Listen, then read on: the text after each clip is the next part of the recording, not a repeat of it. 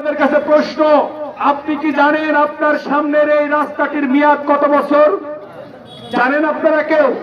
আপনার এলাকায় যে রাস্তা নির্মিত হয় সেই রাস্তার মেয়াদ কয় বছর হবে তা আপনারা জানেন? অথচ সরকারের কাছে কিন্তু একটা এগ্রিমেন্ট করা আছে, যারা এই রাস্তা করেছে তাদের কাছে লেখা আছে এই রাস্তাটির মেয়াদ কয় বছর হবে, কিন্তু সেটা জনগণের কাছে প্রকাশ করা হয় না। কেন প্রকাশ করা হয় না?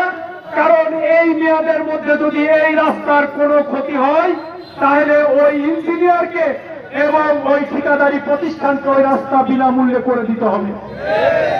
এই টাকা যদি যতক্ষণ পর্যন্ত তাদের কাছে এই রাস্তা সম্পূর্ণ না হবে এবং কাজ কমপ্লিট না হবে, মেয়াদ সম্পূর্ণ না হবে, ততদিন পর্যন্ত ওই ঠিকাদারি প্রতিষ্ঠানের একটা পার্সেন্টেজ টাকা সরকারের খাতায় জমা থাকবে।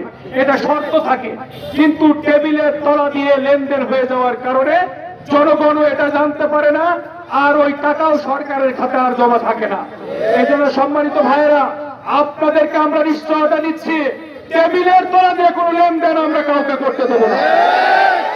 আমরা নিজেরা যেমন কোনো পার্সেন্টেজ খাবো না, অন্য কোন অফিসার বা কোন সংস্থা বা কোন কর্মকর্তাকে কোনো পার্সেন্টেজ খেতে দেব না। এই জন্য সম্মানিত ভাইয়েরা, আমরা আমাদের আল্লাহ যদি সুযোগ দেন আমাদের চিকিৎসা ব্যবস্থার একটা আমূল পরিবর্তন আমরা সাধন করব ইনশাআল্লাহ। যে চিকিৎসা ব্যবস্থার মাধ্যমে আমার চুয়াডাঙ্গাতে, আমাদের আলমডাঙ্গাতে আমাদের ভাইয়েরা তার প্রপার ট্রিটমেন্ট হতে পারে। ঢাকাতে, রাজশাহীতে যে ধরনের ট্রিটমেন্টের জন্য আমাদের রেফার করা হয় সেই ট্রিটমেন্ট আমরা চুয়াডাঙ্গায় নিয়ে আসতে চাই। আল্লাহ যদি আমাদের সুযোগ দেন, আমাদের কৃষক ভাই বন্ধুদের তাদেরকে সার কীটনাশকের জন্য সকাল থেকে উঠে লাইন দিয়ে আর দাঁড়িয়ে থাকতে হবে না। তাদের দোরগোড়ায়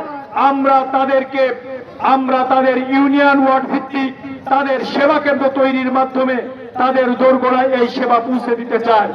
তাদের কৃষি মূল্যের আমরা ন্যায্য মূল্য নির্ধারণ করতে চাই। আমরা তাদের পণ্যগুলোর অনলাইন অফলাইন মার্কেটে তাদের প্রপার একটি মূল্য আমরা নির্ধারণ করে দিতে চাই। সম্মানিত ভাইয়েরা, সর্বোপরি আমরা এই বাংলাদেশের রাজনীতির চিত্রকে পরিবর্তন করতে চাই এভাবে, যারা বিগত সময়ে রাজনীতি করেছেন, একদল ক্ষমতায় গিয়েছেন আর অপর দলের উপরে মিথ্যা মামলা এবং হয়রানি চালিয়েছেন। আমরা এই জাতীয় রাজনীতি এই বাংলাদেশে দেখতে চাই না। আমরা বলতে চাই, প্রত্যেক মানুষ তার দলের কথা বলবে, তার মতের কথা বলবে, অন্য কেউ তাকে কোনো প্রকার থ্রেট করতে পারবেন না। এখনো যে সমস্ত রাজনৈতিক বন্ধুরা এই কালচারে লিপ্ত আছেন, আপনাদেরকে বলছি প্রিয় ভাইয়েরা, এই জাতীয় রাজনীতি বাংলাদেশে আর চলবে না। এই রাজনীতি বাংলাদেশে কবর রচিত হয়েছে। সুতরাং ক্ষমতা দেখানোর রাজনীতি বন্ধ করুন, মানুষের অন্তরকে জয় করুন, মানুষ যাকে ভালোবাসবে সেই বাংলাদেশ আগামীতে চালাবে। ক্ষমতার রাজনীতি এই বাংলাদেশে কবর রচিত হয়েছে। সুতরাং অস্ত্রের রাজনীতি, ক্ষমতার রাজনীতি, এই রাজনীতি দিয়ে মানুষের অন্তর আর পাওয়া যাবে না। জনগণের শক্তির কাছে বাংলাদেশের কোন শক্তি বড় শক্তি নয়।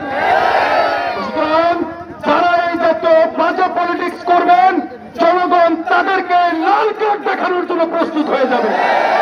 এজন্য আমাদের সকল রাজনৈতিক বন্ধুদের প্রতি আমাদের আহ্বান, সাথে সাথে আমার কর্মী ভাইদের প্রতি আমাদের আহ্বান, আসুন মানুষের কাছে দম্ভ প্রকাশ না করে, মানুষের প্রতি জুলুম নিপীড়ন না করে, মানুষেরকে হুমকি ধামকি না দিয়ে, মানুষকে ক্ষমতার দাপট না দেখিয়ে, মানুষকে বন্ধুত্বের হাত বাড়িয়ে দিয়ে মানুষের কাছে আসুন। মানুষকে কাছে টেনে নিন, মানুষের সমস্যাগুলো বোঝার চেষ্টা করুন, মানুষের সমস্যার সমাধানের চেষ্টা করুন। আর এই মানুষের ভালোবাসা দিয়েই আগামীর সুন্দর বাংলাদেশ গড়ে উঠবে ইনশাআল্লাহ। আমাদের স্লোগান হচ্ছে, চলো সবাই মিলে গড়ি বাংলাদেশ। আমরা সকলকে নিয়ে সুন্দর বাংলাদেশ গড়তে চাই। আমরা দল মতের ঊর্ধ্বে থেকে আমাদের কার্যক্রম পরিচালনা করতে চাই। আল্লাহ যদি আমাদের সুযোগ দেন, আমাদের কাছে কোনো দলের ভিত্তিতে বিচার হবে না। এজন্য সম্মানিত ভাইয়েরা, আসুন এই সুন্দর বাংলাদেশ বিনির্মাণে আপনাদের সকলকে উদাত্ত আহ্বান রাখছি।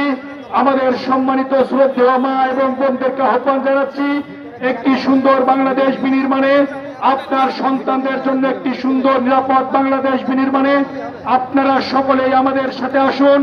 আমরা আপনাদের সাথে নিয়ে একটি সুন্দর নতুন বাংলাদেশ গড়ে তুলতে চাই।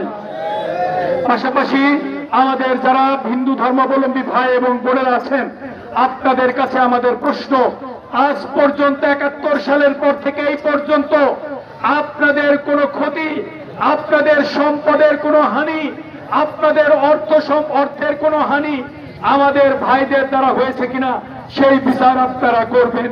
সেই বিচার করে আগামী সুন্দর বাংলাদেশ গঠনে আপনারা যথাযথ সিদ্ধান্ত নেবেন। কাদের হাতে আপনারা নিরাপদ সেটা আপনারাই বেছে নেবেন। এজন্য আমাদের হিন্দু ধর্মাবলম্বী ভাইদের জন্য তাদের রাষ্ট্রীয় সুযোগ, তাদের সামাজিক সুযোগ, তাদের ধর্মীয় সুযোগ, সকল সুযোগগুলো আমরা রাষ্ট্রীয়ভাবে আমাদের গঠনতন্ত্রের মধ্য থেকে, সংবিধানের মধ্য থেকে সর্বোচ্চ সুযোগ সুবিধা তাদেরকে আমরা দিব ইনশাআল্লাহ।